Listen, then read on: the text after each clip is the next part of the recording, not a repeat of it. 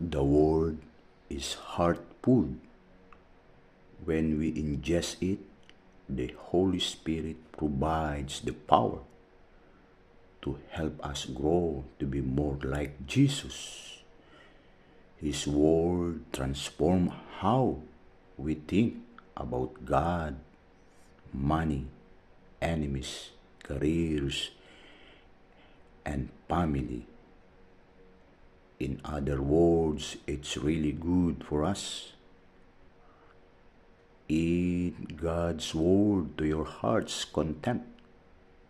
No doubt you will find yourself agreeing with the prophet Jeremiah when he said, "Your word was to me the joy and rejoicing of my heart."